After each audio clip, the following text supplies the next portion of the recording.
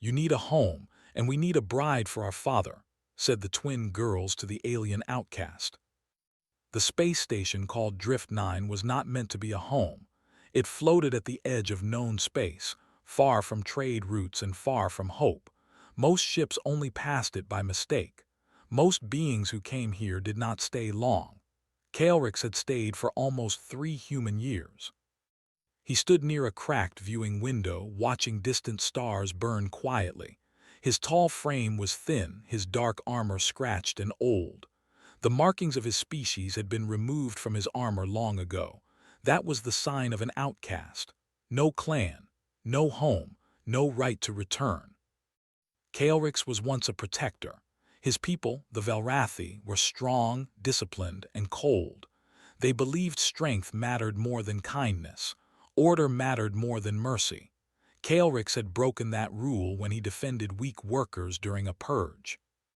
He saved lives that the council decided were unnecessary.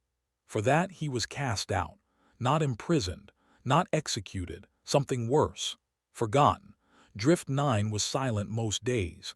Kaelrix survived by repairing old systems, trading scrap for food packs, and staying invisible. Other aliens avoided him when they noticed what he was. Humans rarely came here at all. That was why the docking alarm surprised him. A low sound echoed through the station. Lights flickered. A ship was approaching. Kaelrix stepped back into the shadows. His kind was not welcome in human space. Humans were emotional, unpredictable, and quick to defend each other. He had learned that much from distant news feeds. If they saw him, they might call security. Or worse. The ship docked with a heavy metallic sound. Voices echoed down the corridor. Human voices. Kaelrix stayed still. Boots walked closer. A group of humans entered the main bay. They wore worn utility suits, not military armor, salvagers by the look of it. One man stood at the front. He had tired eyes and streaks of gray in his hair. He moved carefully, like someone used to danger but not eager for it. Behind him came 2 smaller figures. Children. Kaelrix frowned. Humans did not usually bring children to salvage stations. The girls looked around with wide eyes, curious instead of afraid. They whispered to each other, pointing at broken machines and floating dust. Kaelrix shifted his weight. The sound caught one of them. The girl with darker hair turned her head slowly. Her eyes widened when she saw him standing in the shadows. Kaelrix froze. The man noticed her sudden stillness. He followed her gaze and stiffened when he saw Kaelrix. The air became tense. "Girls," the man said calmly, stepping slightly in front of them. "Stay behind me." Kaelrix raised his empty hands slowly, palms open. It was a universal sign. He did not speak. His voice often frightened others. The other twin leaned around her father's side. "Dad," she whispered. He looked sad. The man glanced at his daughter, confused. Kaelrix lowered his head slightly. Shame was a familiar feeling. "I won't cause trouble," Kaelrix finally said. His voice was deep but controlled, the translator in his collar smoothing the words. "This station is neutral. I live quietly." The man studied him for a long moment. Then he nodded once. "We're just here for parts," the man said. "We'll be gone in a few hours." Kaelrix expected fear. He expected orders to leave. Instead, the twins stepped forward. "What's your name?" the darker-haired one asked. The man looked shocked. "Mara." "It is Kaelrix," he answered before the man could stop her. The lighter-haired twin smiled. "I'm Lena, that's Mara, and that's our dad." Kaelrix did not move. Humans spoke to him like he was normal. Mara tilted her head. "Why are you here all alone?" The question struck deeper than any weapon. "I have no other place," Kaelrix said truthfully. The man cleared his throat. "I'm Ethan Hale. We didn't know anyone lived here." Kaelrix nodded. "Most do not." The silence stretched. Then Lena reached into her pack and pulled out a sealed food bar. She held it out with both hands. "You look hungry." Ethan turned sharply. "Lena, it's okay," Kaelrix said softly. "I can trade." Lena shook her head. "No trade, just food." Kaelrix hesitated. Taking without exchange was considered weakness among the Velrathi, but hunger won. He accepted the food slowly. No alarms sounded. No weapons were raised. The twins beamed like they had just won something important. As the humans worked, Kaelrix stayed nearby. He helped without being asked, repairing a power conduit in minutes that would have taken hours. Ethan noticed. "You're skilled," Ethan said. "I was trained," Kaelrix replied. "For war?" Ethan asked carefully. "For protection," Kaelrix corrected. That answer mattered to the man more than Kaelrix realized. Hours passed. When the ship was ready to leave, Ethan hesitated near the ramp. He looked back at the dark station and then at Kaelrix. "You don't have to stay here," Ethan said. "We're heading to a frontier colony." "It's rough, but it's a place." Kaelrix's chest tightened. An invitation. The twins didn't wait. "You need a home," Mara said simply. "And we like you," Lena added. Kaelrix looked at the broken station, the endless quiet, the years of being unseen. Then he looked at the humans, flawed, loud, warm. "I will not be a burden," he said. Ethan smiled faintly. "Humans don't measure family that way." Kaelrix stepped onto the ship. For the first time since his exile, the stars ahead did not feel so cold. The human ship moved smoothly through open space. Its engines hummed with a steady, comforting sound. Kaelrix stood near the cargo wall, holding one support rail lightly. He had been aboard many vessels before, but none like this. This ship felt lived in. Tools were scratched. Walls had drawings taped to them. One picture showed a simple house under two suns, drawn in bright colors. Kaelrix did not need to ask who made it. Mara and Lena sat at the small table, swinging their legs while their father checked flight data. They whispered to each other, glancing at Kaelrix often. He pretended not to notice. Humans did that often. They pretended for the comfort of others. "You can sit," Lena said suddenly, patting the bench. Kaelrix paused. "I am fine standing," Mara frowned. "Dad says guests sit." Ethan looked up. "That's true." Kaelrix hesitated, then sat carefully. The bench was small but sturdy. Everything on this ship was built for survival, not beauty. The journey took 2 days. During that time, Kaelrix learned many strange human things. Humans ate often, even when not hungry. They spoke during meals. They asked questions they did not need answers to. They laughed at things that were not logical. The twins asked Kaelrix many questions. "What planet are you from?" He noticed how Kaelrix always listened fully before speaking, how he never interrupted, how he always stood between the twins and danger without realizing he did it. When the colony came into view, Kaelrix felt something tighten in his chest. It was small, very small. A cluster of buildings on a rocky world with thin clouds and wide plains. Defense towers stood at the edges. Lights glowed warmly against the dark surface. "This is Haven Ridge," Ethan said. "Not much, but it's home." Kaelrix had not heard that word directed at a place in a very long time. The landing stirred dust and wind. Colonists paused in their work as the ship settled. Some waved. Others stared at Kaelrix when he stepped out. "An alien," whispers followed. Kaelrix remained calm. He was used to this. The colony leader, a woman named Captain Reyes, approached. Her eyes narrowed slightly when she saw him. "Friend of yours?" she asked Ethan. "He helped us," Ethan replied simply, "and he needs a place to stay." Captain Reyes studied Kaelrix. "Can you work?" "Yes," Kaelrix said. "Can you protect this colony if needed?" Kaelrix did not answer right away. Then he nodded once. "With my life." That was enough. Days passed. Kaelrix worked harder than anyone expected. He repaired old generators, strengthened outer walls, improved sensor arrays using ideas from his own people.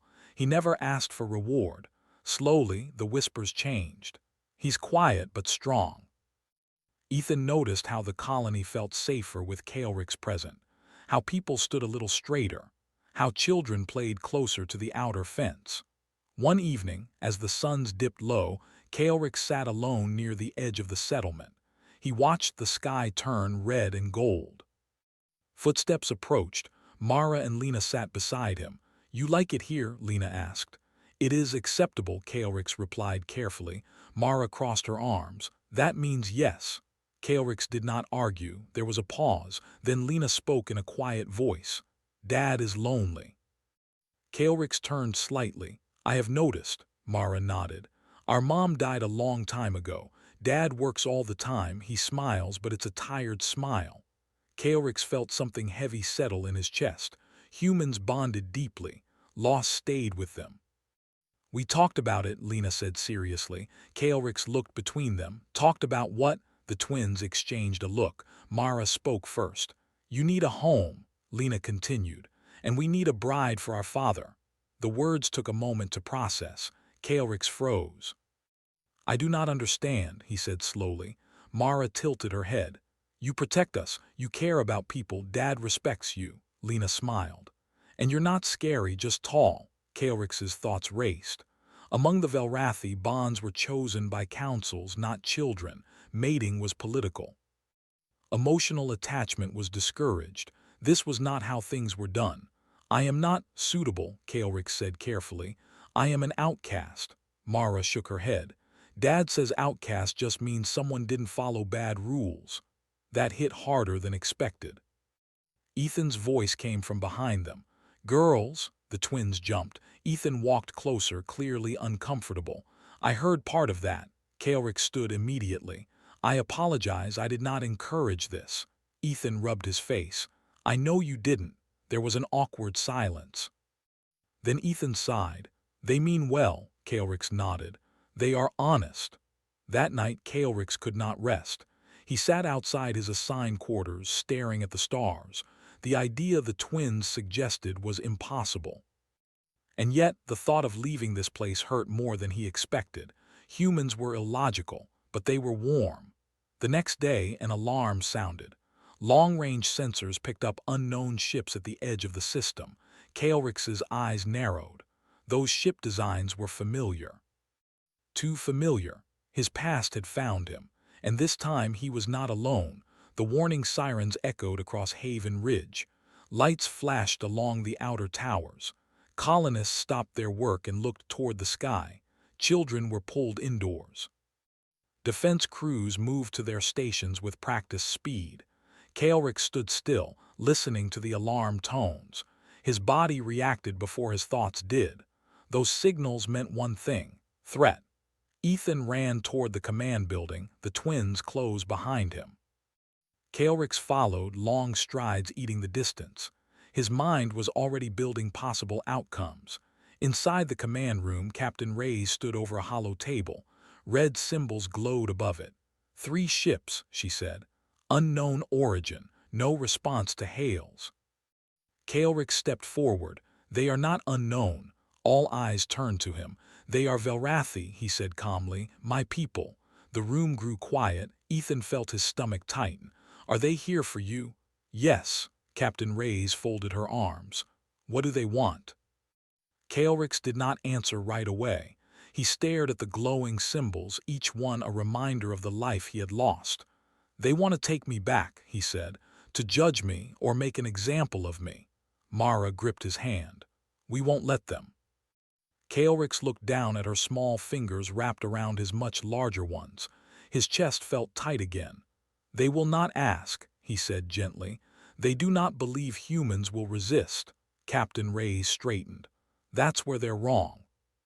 The Velrathi ships moved closer, stopping just outside weapon range.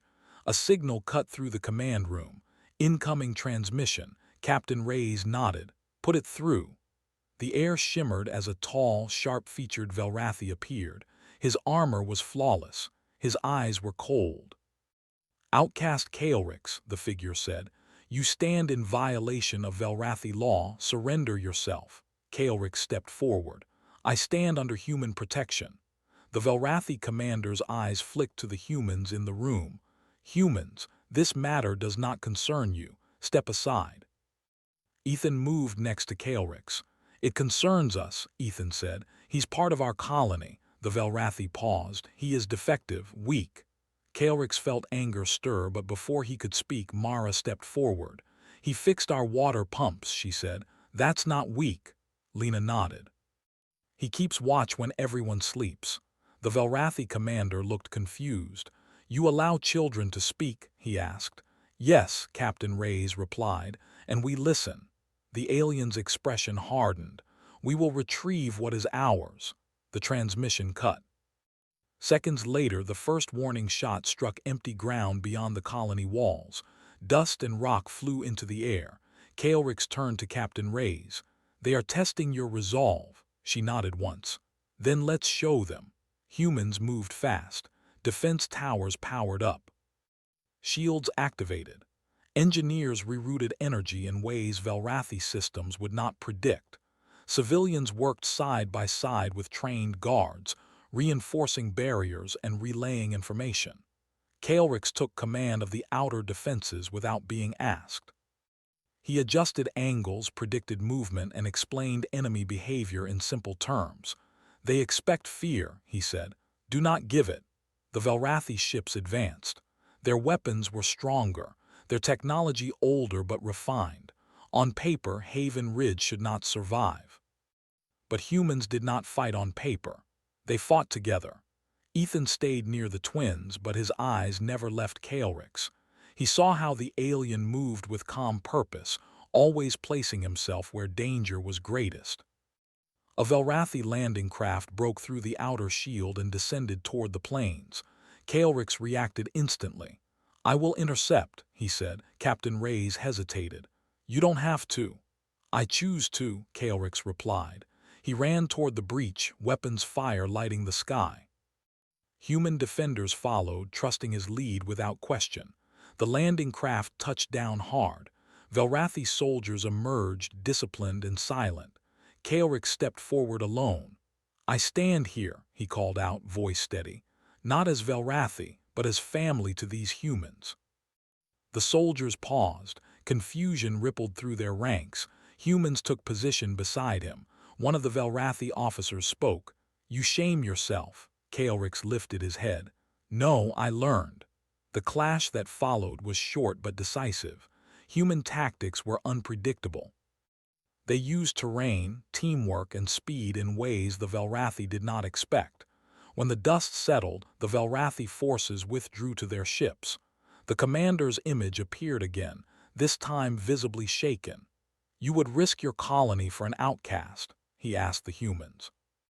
Ethan stepped forward, placing a hand on Kaelrix's arm. We don't see an outcast, Ethan said. We see someone who chose to protect others. Silence followed. Then the Velrathi commander spoke slowly. This behavior is illogical. Captain Reyes smiled slightly. That's humanity. The Velrathi ships pulled back, retreating beyond sensor range. The danger was over, for now. As the alarms faded, the colony stood together under the darkening sky. People cheered quietly, not in celebration but in relief. Mara hugged Kaelrix's leg. You stayed, Lena smiled up at him. We told you you belonged. Kaelrix looked around at the humans, dirty, tired, smiling. For the first time he felt something stronger than survival. He felt loyalty, and the galaxy had just learned a simple truth. Humans did not abandon those they called their own. The days after the Velrathi retreat were calm, but they weren't peaceful. Haven Ridge was quieter now. The colony had come together in a way that was almost strange to Kaelrix. Humans didn't just rebuild, they celebrated. They celebrated survival. They celebrated strength and unity. And Kaelrix was at the center of it all. The twins were still everywhere he went. Mara and Lena followed him from the defense tower to the repair bays, asking him more questions than he could answer. They seemed fascinated by every little thing he did. If Kaelrix moved a rock, they asked why. If he adjusted a panel, they wanted to know the purpose. Kaelrix found himself smiling more, not often but enough to feel the difference. Ethan, too, had changed. He wasn't as quiet anymore. The weight in his eyes had lifted just slightly. He talked to Kaelrix more, not as a protector, but as a man who had found an unexpected friend. Are you sure you don't need a break? Ethan asked one evening, sitting across from Kaelrix at the table. Kaelrix shook his head. There is always something to repair. I know that feeling, Ethan said, his voice soft. But the kids, Mara, Lena, they're happy. You've given them more than I ever could. Kaelrix lowered his eyes. I've only repaired machines. I cannot replace what was lost. You're not replacing anyone, Ethan said firmly. You're giving them a new future. That night the stars burned bright in the sky. The humans were gathered outside in a small square, sharing food, laughter, and stories. There was no war here. No fear, only people who had found each other in the dark. Kaelrix stood at the edge of the crowd, watching them. The warmth in the air felt different now, more like home. You're standing far away again, Mara said, appearing at his side. Kaelrix glanced down at her. I do not belong here, he said quietly. She frowned. What do you mean? I am not like you, Kaelrix said. I am an outcast. I have nothing to give. I only take. Mara shook her head firmly. You've already given us everything. Lena joined them, her small hand tugging at Kaelrix's sleeve. We don't want you to be like us. We want you to be you. Kaelrix looked down at them both. I have no place in your world. You do now, Lena said, her voice serious for someone so young. You're our family. Kaelrix didn't answer at first. The weight of their words pressed into him, deeper than anything he had ever felt before. He turned his gaze to the sky, seeing the far-off stars. His home was lost. His people had rejected him. He had no clan, no blood ties. But here, among these humans, something else was growing, something unexpected. He bent down to their level. I have a question for you, he said, his voice steady. Do you think your father would accept me as part of your family? Mara and Lena blinked in surprise. Then they smiled brightly. We already have, Mara said. Now it's his turn. Kaelrix stood up slowly. There was still so much he didn't understand about humans. They didn't follow rules. They didn't act the way the universe expected them to. But maybe that was the point. The next day, the colony was quiet. Ethan found Kaelrix near the command tower, looking out over the horizon. His stance was strong, shoulders squared, but his eyes held something new. Kaelrix, Ethan began. We need to talk. Kaelrix turned, his expression unreadable. I am listening. You've done more for this place than anyone ever expected. You've earned more than just a home here. Ethan paused, running a hand through his hair. You've earned a place in my family. Kaelrix felt his heart tighten. I want to make it official, Ethan continued. Not just because of the threat from your people, but because you've become part of us. I don't care where you came from or what your people think. You belong here, with us. Kaelrix couldn't speak for a long moment. The words were foreign, strange to his ears. His mind raced, but his heart understood something else. It had been years since he had allowed anyone to say something like this. His entire life had been built on the idea that he was too different, too broken, too outcast. But Ethan, the humans, had made him feel otherwise. Do you understand what you're asking? Kaelrix asked, his voice a whisper. Ethan nodded. I do. It's not about what you've lost. It's about what you've gained, what we've gained by having you here. You don't need to be alone anymore. Kaelrix felt something stir inside him. The fear, the old pain of being cast away, it still lingered, but it didn't control him anymore. I do not know how to belong, Kaelrix said softly. You don't have to know. You're already here, Ethan replied, his eyes steady. You already belong. For the first time, Kaelrix smiled. It was small, but it was real, and that was enough. The following weeks were full of changes, big and small. Kaelrix began to help more, not just with repairs, but with the people of Haven Ridge. He taught the colonists how to build stronger homes. He shared ideas that would make their lives easier. He wasn't just an alien anymore. He was a protector, a teacher, a friend. And more than that, he was part of something, part of a family. One evening, as the twin suns set and the stars began to appear, Kaelrix stood beside the settlement's small garden, his eyes scanning the horizon. Mara and Lena ran up to him, their faces lit by the fading light. We're going to tell everyone, Mara said excitedly, that you're staying. Kaelrix looked at them, feeling something like joy warm his chest. And what does that mean? He asked, bending down to their level. "It means you're ours," Lena said simply. "Forever." Ethan walked up behind them, smiling. He placed a hand on Kaelrix's shoulder. "You've got a home now, Kaelrix, and you've got family." For the first time since his exile, Kaelrix felt something he had never allowed himself to feel before. He wasn't just surviving anymore. He was living, and that was more than he had ever dreamed. The humans of Haven Ridge, once just a small colony on the edge of space, became something more.